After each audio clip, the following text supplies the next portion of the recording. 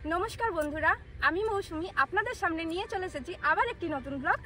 तबे बंधुरा प्रथमेई बोले राखी आजकेर ब्लगे थाकছে आपामोर बांगालिर गर्व ऐतिह्यबाही मंदिर नगरी बिष्णुपुरेर इतिकथा। बिष्णुपुरेर गर्भे आजो लुकिये आछे अनेक अजाना इतिहास, गल्प, इतिहास और सांस्कृतिक प्राचुर्ये भरपुर এই বিষ্ণুপুরকে আমি আমার ক্যামেরার লেন্সের মাধ্যমে আপনাদের সামনে তুলে ধরতে চাই। বিষ্ণুপুর অন্তর্গত একটি গ্রামে আমার বাড়ি। ছোটবেলা থেকে বাড়ির দাদু বাবা সকলের মুখ থেকেই বিষ্ণুপুরের নিয়ে কত গল্পই না শুনে এসেছি। ভাষাচার্য ডক্টর সুনীতি কুমার চট্টোপাধ্যায় তাই তো অনুশোচনা করে বলেছেন, কাশী বা মাদুরা, জয়পুর বা আগ্রার মতো একটি কলানগরী বাংলাদেশে গড়িয়া উঠিল না। এইরূপ একটি মাত্র নগরী সারা বাংলাদেশের মধ্যে দেখা যায়, সেইটি হইতেছে বিষ্ণুপুর। বিষ্ণুপুর প্রাচীন মন্দিরে ও নানাবিধ শিল্পকার্যে বাংলাদেশের সমস্ত নগরগুলির শীর্ষস্থানীয়। কিন্তু এই বিষ্ণুপুরকে বাঙালি জনসাধারণ চিনিল না, দেখিল না, আদর করিতে শিখিল না। পশ্চিমবঙ্গের মানুষ কত জায়গায় না ঘুরতে যায়, কিন্তু বিষ্ণুপুর এত কাছে হওয়া সত্ত্বেও, এত হাজার বছরের পুরনো ইতিহাস থাকা সত্ত্বেও এই বিষ্ণুপুরকেই বাঙালি আদর করতে শিখল না। আমি শুধুমাত্র এই একটা ছোট্ট ভিডিওতে বিষ্ণুপুরকে দেখাতে চাই না, আর সত্যি কথা বলতেই তা আমার পক্ষে সম্ভবও নয় এই ঐতিহ্যময় বিষ্ণুপুরকে একটি ছোট্ট ভিডিওতে তুলে ধরা। আমি চাই অনেক যত্ন করে গল্পের আকারে আপনাদের সামনে বিষ্ণুপুরকে তুলে ধরতে। আমার এই প্রথম ভাগের বিষ্ণুপুরের ব্লগটি যেহেতু একটু বড় হয়েছে, তাই আমি পর্যায়ক্রমে আপনাদের সামনে তা নিয়ে আসবো। আর আমি কথা দিচ্ছি, যদি প্রথম ভাগের ব্লগটি আপনাদের ভালো লেগে থাকে তো পরবর্তীকালে আমি আবার বিষ্ণুপুরের ব্লগ পর্যায়ক্রমে আপনাদের সামনে তুলে ধরবো। হ্যালো বন্ধুরা, আমি আজ চলে এসেছি বিষ্ণুপুর মন্দির নগরীতে। আর আজকে আমি তোমাদেরকে দেখাবো বিষ্ণুপুরের কিছু জায়গা যেগুলো অতি প্রাচীন এবং দর্শনীয় স্থান। তো চলো আমার সাথে ভিডিওটা লাস্ট অবধি দেখতে থাকো। আর আমারও ভীষণ ভালো লাগছে এখানে এসে। আমার এখানে বাড়ি, কিন্তু আসা হয় না খুব একটা। তো আমি আজকে ভিডিও করতে এসেছি বলে আমারও আরেকবার দেখা হচ্ছে তোমাদের সাথেই। তো চলো, আশা করি তোমাদের ভিডিওটা খুবই ভালো লাগবে, লাস্ট অবধি দেখবে, কেউ মিস করো না। তখনকার সময়ে বিষ্ণুপুরের অভ্যন্তরে প্রবেশ করতে হলে দুটি তোরণদ্বারের মধ্যে দিয়ে প্রবেশ করতে হতো। এটি হলো ছোট তোরণদ্বার।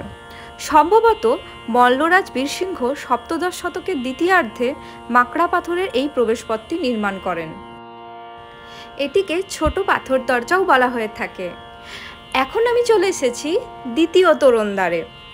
মাকড়া পাথরের তৈরি খিলান সজ্জিত এই প্রবেশপথটি বড় পাথর দরজা বা গড় দরজা নামে পরিচিত। এই তোরণদ্বারের পাহারায় থাকতো বিশেষ প্রশিক্ষিত সৈন্যদল। কাউকে বিষ্ণুপুরের অভ্যন্তরে ঢুকতে হলে এই তোরণদ্বার পার করেই ঢুকতে হতো। আর এই তোরণদ্বারগুলি ভালো করে লক্ষ্য করলে আপনারা দেখতে পাবেন এখানে অনেকগুলি গর্ত রয়েছে। সেই গর্ত দিয়ে অস্ত্র পার করে রাখতো সৈন্যদল, কিন্তু কেউ চাইলেও সেই গর্ত দিয়ে অস্ত্র গলিয়ে দিতে পারত না। আর এখানে ভেতরে সৈন্যরা থাকতো। আর এর ঠিক ওপরেই যারা অশ্বারোহী তাদের জন্য বিশ্রামের এই জায়গাটা করা হয়েছিল। এরপরে আপনারা দেখবেন এই যে গেটের দুই পাশে জায়গা আছে, এখানে দুজন দ্বাররক্ষী থাকতো। বীর হাম্বিরের সময় বিষ্ণুপুরকে সুরক্ষিত রাখতো বিষ্ণুপুরকে ঘিরে রাখা এক বিশাল পরীক্ষা। পরীক্ষায় ছাড়া থাকতো কুমির, পরীক্ষা পার করলে তবেই মিলতো তোরণদ্বার। তো এত কিছুর পর তবেই কিন্তু কেউ বিষ্ণুপুরে প্রবেশ করতে পারত। ছোট তোরণদ্বারের ভেতর দিয়ে আসার সময় তার ঠিক ডান দিকেই ছোট্ট একটা মূর্চা পাহাড় পড়ে। আর সেই পাহাড়ের ওপরেই প্রত্যেক বছর মহাষ্টমীর সন্ধিক্ষণে কামান দাগা হয়। আর এই কামান দাগার শব্দেই কিন্তু মৃন্ময়ী মায়ের মন্দিরে এবং আশেপাশের গ্রামের অনেক দুর্গা মণ্ডপে বলিদান হয়। এমনকি আমার গ্রামেও কিন্তু এই কামানের শব্দে তোপ দাগা হয়। আর এই সন্ধিক্ষণের সময়টা ভীষণ রোমাঞ্চকর লাগে। তো চলুন, গড় দরজা দেখা হয়ে গেল, এরপর আমার সাথে আপনারা ঘুরে দেখুন মন্দির নগরী বিষ্ণুপুর।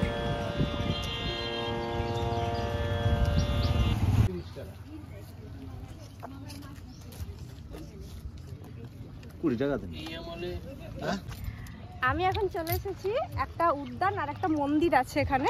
তো এই মন্দিরটা প্রতিষ্ঠা করেছিলেন মহারাজ বীরসিংহ মল্লরাজ। তো চলো মন্দিরটা তোমাদেরকে দেখাই, দেখতে থাকো সাথে। মন্দিরের প্রবেশপথের রাস্তার দুই পাশে রয়েছে সুসজ্জিত উদ্যান, যেটা বীর হাম্বির উদ্যান নামেই পরিচিত। তো আমি কিন্তু এখানে ভেতরে ঢুকিনি, আমার অনেকটা দেরি হয়ে যাবে বলে এখানে দেখুন অনেকেই ঘুরতে এসেছে, বেশ বসে গল্প করে সময় কাটানোর জন্য খুব ভালো জায়গা। কিন্তু চারিদিকে সবুজে সবুজ, কি সুন্দর গাছপালা দ্বারা সুসজ্জিত। পরের বার এলে কিন্তু আমি নিশ্চয়ই এখানে যাব। তো চলুন এরপরে মন্দিরের ভেতরে ঢোকা যাক। লালজিউ মন্দির বা লালজি মন্দির। এখানে ঢুকতে গেলে আপনাদেরকে কোনো রকম টিকিট কাটতে হবে না, এটি নিঃশুল্ক। তো চলুন ঘুরে দেখা যাক লালজি মন্দির। লালজি মন্দিরের ইতিহাস সংক্ষিপ্ত আকারে আমি আপনাদের সামনে তুলে ধরার চেষ্টা করছি।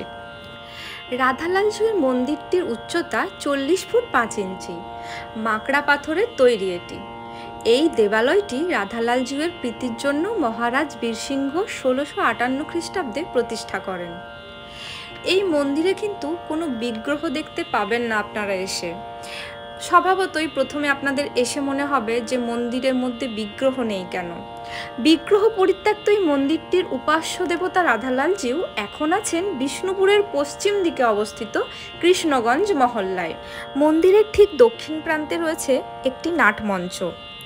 তখনকার সময়ে মন্দির সংলগ্ন নাট মন্দিরগুলি সংস্কৃতি চর্চা ও বিভিন্ন অনুষ্ঠানের প্রেক্ষাগৃহ স্বরূপ ছিল, অনেকটা এখনকার কমিউনিটি হলের মতো। আরও এখানে রয়েছে ভোগ কক্ষ। এই ভোগ কক্ষে কিন্তু রাধালালজিউয়ের ভোগ রান্না হতো। আর তার ঠিক পাশেই রয়েছে একটি সুপ্রাচীন কুয়ো। রাধাকৃষ্ণের ভোগ রান্না করার জন্যই সেটি ব্যবহার করা হতো। এখানে এসে আমার এত ভালো লাগছিল, কি বলবো।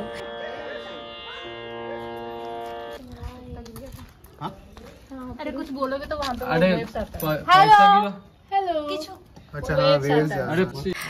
তো ওরা বিষ্ণুপুর থেকে এসছে, ওদের মুখ থেকে শুনে নেবো আমরা যে বিষ্ণুপুর ওদের কেমন লাগলো। কলকাতা থেকে এসছে বেড়াতে। तो आप लोगों को बिष्णुपुर कैसा लगा? अभी तो बहुत अच्छा लग रहा है, और जगह घूमेंगे और अच्छा लगेगा। एंजॉय कर रहे हैं ना? बहुत बढ़िया। और सुबह आए हैं क्या? आज सुबह ही। और इधर रुकेंगे आप? हाँ, आज रुकेंगे। Okay okay, thank you, bye bye. Bye bye. এখানে যে বেসিন দুটি রয়েছে এগুলি কিন্তু ব্যবহার করার জন্য নয়, শুধুমাত্র দেখার জন্য। তো আমিও সেই কারণে শুধু ভিডিও করেছি আপনাদেরকে দেখাবো বলে। ভীষণ সুন্দর লাগছিল। বাঁকুড়া জেলার মহকুমা শহর বিষ্ণুপুর আগে কিন্তু বনবিষ্ণুপুর নামে খ্যাত ছিল। এই বনবিষ্ণুপুর ছিল প্রাচীন মল্লভূম রাজ্যের রাজধানী। রাজ্যটি আজকের বাঁকুড়া, বর্ধমান, মেদিনীপুর, মুর্শিদাবাদের কিছু অংশ এবং বিহারের ছোটনাগপুর অঞ্চল পর্যন্ত বিস্তৃত ছিল। খ্রিস্টীয় 7ম শতাব্দী থেকে 20 শতাব্দীর প্রথম ভাগ পর্যন্ত যারা রাজত্ব করে গেছেন তারা মল্লরাজ নামে খ্যাত। মল্ল কথার অর্থ কী? মল্ল কথার অর্থ হলো বাহুযুদ্ধে নিপুণ এমন ব্যক্তি। আচ্ছা, আপনারা কি জানেন এই বিষ্ণুপুরের নাম বিষ্ণুপুর কেন হয়েছিল? আসুন জেনে নেওয়া যাক। মল্লরাজারা বৈষ্ণব ধর্মে দীক্ষিত হওয়ার পর বিষ্ণুর উপাসক ছিলেন বলে তার নাম অনুসারে, অর্থাৎ বিষ্ণুর নাম অনুসারে মল্লরাজাদের রাজধানীর নামকরণ হয়েছিল বিষ্ণুপুর। মল্ল রাজাদের নিয়ে কত কত ইতিহাসই না আছে। আমি চেষ্টা করব ছোট ছোট গল্পের আকারে তা আপনাদের সামনে তুলে ধরতে। আজকের মতো ভিডিওটা আমি এখানেই শেষ করছি। আশা করি আজকের ভিডিওটি আপনাদের ভালো লেগেছে। আপনাদেরকে যেমন বলেছিলাম যে আমি পর্যায়ক্রমে মন্দির নগরীর বিষ্ণুপুরের ভিডিও আপনাদের সামনে নিয়ে আসব। তো আজকের মতো এই প্রথম পর্বটি এখানেই আমি শেষ করলাম। আমাকে কমেন্ট করে অবশ্যই জানাবেন যে ভিডিওটি আপনাদের কেমন লাগলো। সবাই খুব ভালো থাকবেন, সুস্থ থাকবেন। পরবর্তী ভিডিওতে আবার দেখা হচ্ছে আপনাদের সাথে। টাটা।